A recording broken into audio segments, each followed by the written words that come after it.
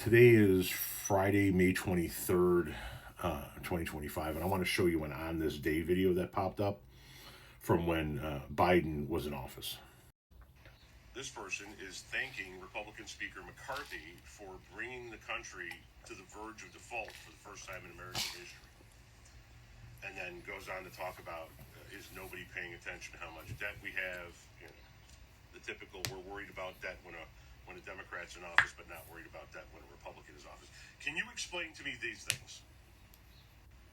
The Republicans lifted the debt limit without spending cuts under Trump 3 times. Now, not only did they lift the debt ceiling 3 times without spending cuts while a Republican was in office, but typically when Congress raises the debt ceiling, they do so in order to just pay for the bills that they've already incurred. In other words, they look at the bills that we've incurred and say, okay, we're going to raise the debt ceiling by that much in order to cover those bills that we've incurred. But not the Republicans, not under Trump.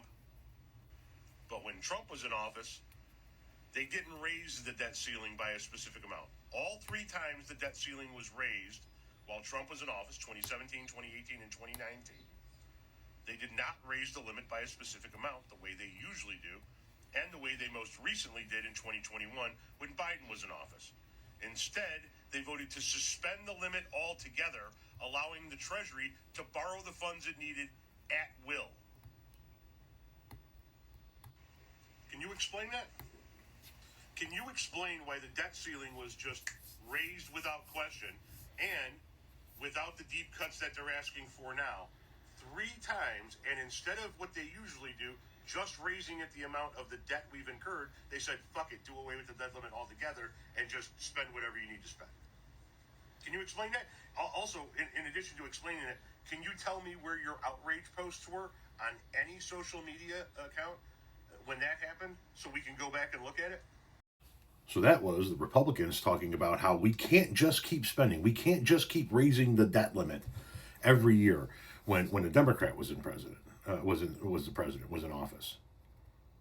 But as I pointed out, when Trump was in office before that, they raised the debt limit no problem.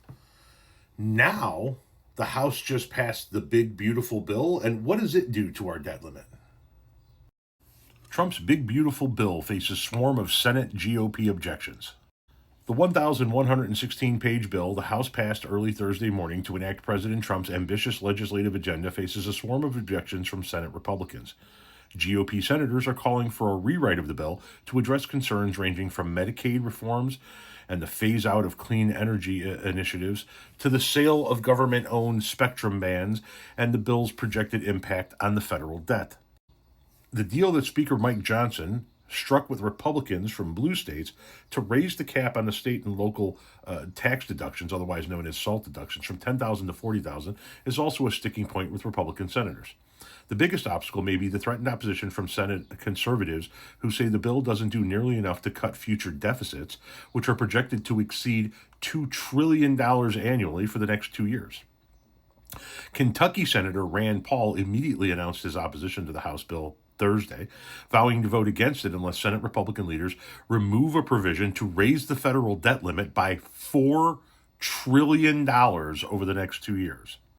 We've never, ever voted to raise the debt ceiling this much. It'll be a historic increase. I think it's not good for conservatives to be on the record supporting a $4 trillion or $5 trillion increase in debt ceiling, he said.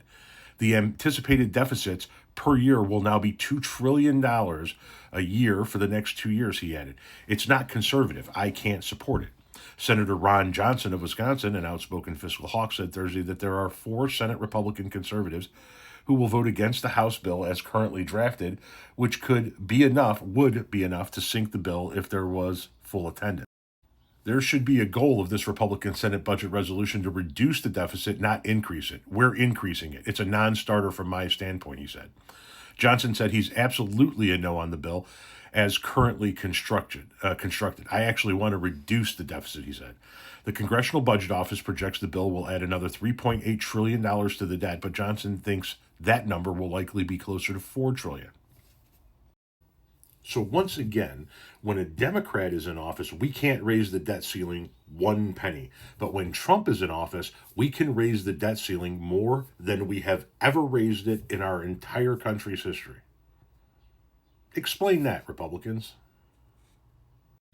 Oh, and for anybody on the liberal side of the political aisle that's excited about the fact that there will be 4 Senate Republicans voting against this, effectively killing the bill in the Senate and thus not allowing it to become law, don't worry. They'll all cave. They will all vote for it because Trump will tell them to vote for it, and they will do what they're told.